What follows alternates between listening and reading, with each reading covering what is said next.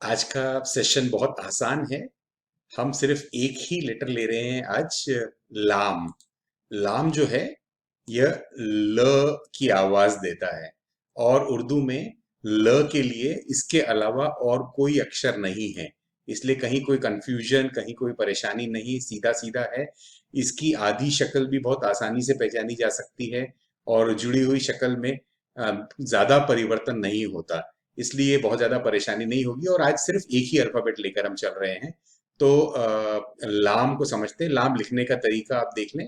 लाम इस तरीके से लिखा जाता है, ऐसे। ये हॉकी स्टिक है, ये लाम होता है। तो अब हम इसे जोड़ने का तरीका, बाकी अल्फाबेट के साथ किस तरीके से जोड़ा जाएगा इसका तरीका सीखेंगे। और शुरू में किस तरीके से लिखा जाएगा, बीच में किस तरीके से और आखिर में किस तरीके से। तो ल की आवाज देता है। अब ये देखिए, लाम है, ये लाम है। लाम के साथ अलिफ जुड़ा, क्योंकि कोई भी अक्षर अपने पहले वाले अक्षर से जुड़ता है। अलिफ बाद वाले से नहीं जुड़ता, आपको मालूम है। सो लाम के साथ हर चीज जुड़ती है। लाम में अलिफ जुड़ा, ला हो गया, और अलिफ के बाद हाथ उठाया, ते लिख दिया, त हो गया। तो लात लिखा है ये। ये इस तरीके से लिखा जाएगा। लाम लिखा है, इस पर अलिफ है, ये जुड़ जाता है, और यहाँ पर ते है। अब यहाँ पर कंफ्यूजन ऐसा होता है कि ये जुड़ने से कई बार समझ में नहीं आता कि क्या लिखा है। इसलिए इसके दो तीन तरीके जुड़ने के मैं आपको बताना चाहूंगा।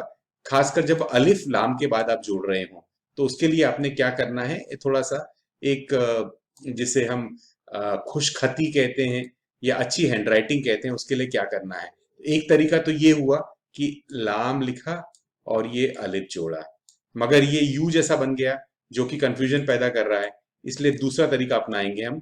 दूसरा तरीका ये हो सकता है कि लाम हम ऐसे लिखेंगे और अलिफ को थोड़ा सा तिरछा जोड़ देंगे, ताकि हमको समझ में आए कि ये अलिफ लिखा हुआ है। आप देख सकते हैं यहाँ पर ये इस तरीके से जोड़ा गया है कि ये दिखाई दे रहा है कि अलग अल्फाबेट है। इस तरीके से अलग अल्फाबेट दिखाई दे सकता है। कुछ लोग ऐसे करते हैं और कुछ लोग इसको और भी आगे बढ़ा देते हैं। लाम अलिफ ऐसा लिखा जाता है, इस तरीके से बना दिया। तो ये लाम है और ये अलिफ है। ये जल्दी में फास्ट हैंडराइटिंग में लिखा जाता है। अब आप पूछ सकते हैं कि ये ये लाम है और ये अलिफ है, ऐसा क्यों? ये अलिफ और ये लाम नहीं हो सकता क्या? तो उसका जवाब बहुत सिंपल है। अलिफ के बाद का अल्फाबेट जुड़ता नहीं है। चूंकि ये दोनों जुड़े हुए हैं, इसका मतलब है ये लाम है और ये अलिफ है। ठीक है, क्लियर हो गया? तो ये दोनों एक साथ जोड़ के लिखे गए हैं। ये पैटर्न बदल ही गया है, लेकिन जल्दी में आप इसको बहुत आसानी से ऐसा लिख सकते हैं। तो ये ला लिख लिया हमने, ला। तो जब ये लात लिखना है तो ला के आगे ते लगाया, तो लात हो गया। तो आपके ऊपर डिपेंड करता है आप कौन सा फॉर्म यूज करना चाहते हैं। शुरुआत के लिए मैं आपको सजेस्ट करूंगा कि आप जो ये बेसिक सिंपल सा फॉर्म है इसी का इस्तेमाल करें। जैसे जैसे आपकी स्पीड बढ़ेगी तो आप दूसरे फॉर्म में जा सकते हैं। सो अब ये देखिए क्या लिखा है। लाम अलिफ ज, लाज। ठीक है, लाज।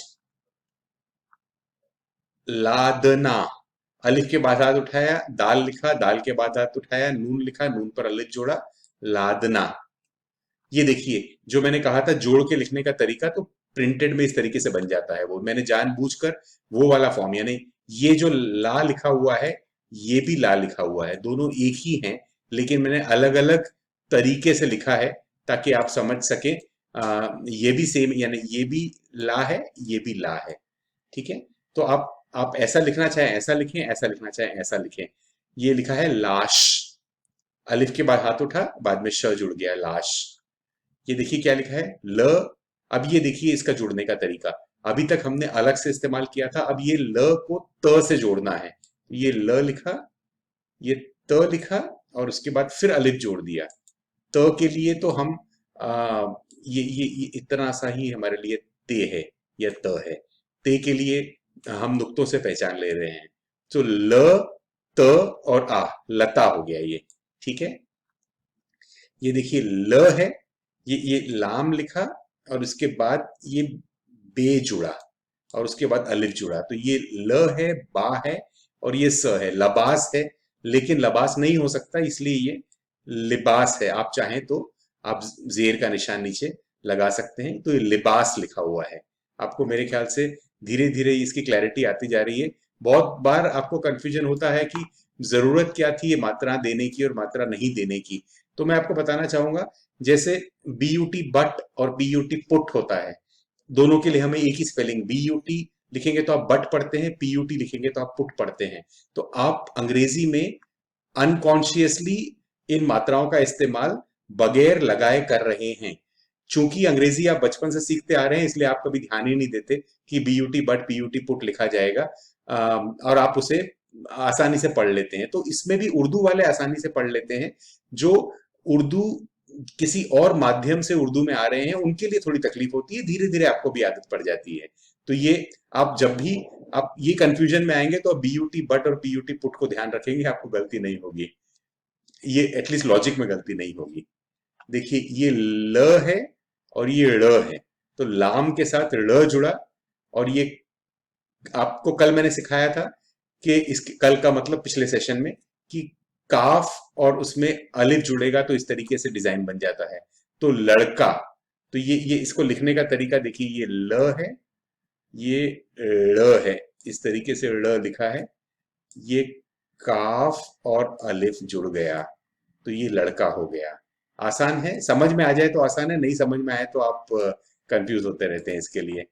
तो अब ये देखिए क्या लिखा है, ज ल और फ, जल्फ, जल्फ नहीं हो सकता, आप समझ गए क्या है, जुल्फ है। अब ये ल को अगर आप आधा करना चाहें, आपको लगता है कि हिंदी से चलना है हमें तो हर चीज परफेक्शन में आनी चाहिए, तो आप इसके ऊपर में जज्म का निशान भी लगा सकते हैं, तो जुल्फ हो गया।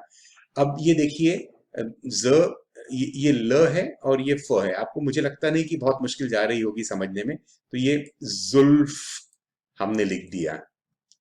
अब ये आपको बताया था कि क और ल इस तरीके से लिखा जाता है, तो ये क ल है, उसमें अ जुड़ा, कला हुआ, और म कलाम, ठीक है, कलाम। उसी तरीके से क ला स, कलास। अब ये कलास है, आप इसे क्लास कहना चाहते हैं, आप क को आधा करना चाहते हैं, तो आप इसके ऊपर जज्म का निशान लगा लीजिए, इसको क्लास पढ़ लीजिए। नहीं निशान लगाते हैं तो भी आप इसे कलास ना पढ़ के क्लास पढ़ेंगे। लाल, लाम अलिफ ला, अलिफ के बाद हाथ उठाया और ये फिर से ल हो गया तो लाल हो गया। अब आपको समझ में आया होगा, जो मैंने कहा था कि अलिफ के बाद हाथ उठाना जरूरी है, उसका रीजन ये है, यदि मैं अलिफ के बाद हाथ नहीं उठाता और इसको ऐसे जोड़ देता, तो ल और अ में कोई लाम और अलिफ में कोई फर्क नहीं रह जाता और कंफ्यूजन हो जाता। इसलिए बहुत ही साइंटिफिकली डिजाइन की गई है स्क्रिप्ट, ये यहाँ पर हमने गैप दी है। ये गैप नहीं देते तो ल और अ में फर्क नजर नहीं आता और बहुत कंफ्यूजन होता, इसलिए अलिफ के बाद हाथ उठाना जरूरी होता है। अब ये देखिए क्या लिखा है, ये जीम है, ज है, जलाल, ठीक है, जलाल। अब ये जलाल से ही बनता हुआ, उसका रूट वर्ड जलाल है, और ये बनता है जलील। ई के लिए हमने ये निशान लगाने का सीखा है, तो हम लगा लेते हैं आपके कन्वीनियंस के लिए, तो जलील है। अब यहाँ पर एक सवाल उठता है, ये वर्ड है, ये देखिए, ज ल ई और ल, तो ये जलील है, ये जलील है। ज के बाद हाथ उठना पड़ता है, इसलिए इसका डिजाइन फर्क पड़ गया। जलील और जलील, हिंदी में जब आप लिखने जाएंगे और आप ज के नीचे यदि ये निशान लगाने की आदत आपको नहीं है, तो आप ये दोनों को एक ही पढ़ेंगे, जलील और जलील।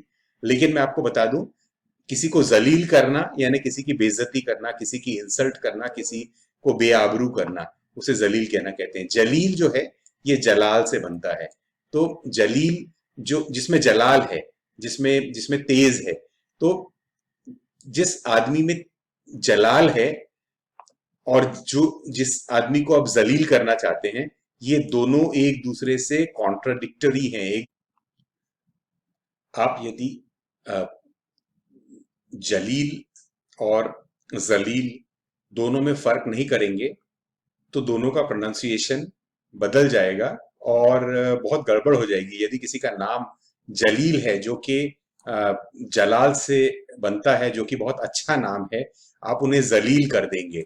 इसलिए उर्दू में तलफ़ुज़ पर बहुत ध्यान देना पड़ता है और यही ज़बान की खूबसूरती है। इतना माइन्यूट होता है, इतना बारीक और छोटा-सा फ़र्क होता है, लेकिन जिसे वो फ़र्क समझ में आ जाए, तो उसने उर्दू को जीत लिया।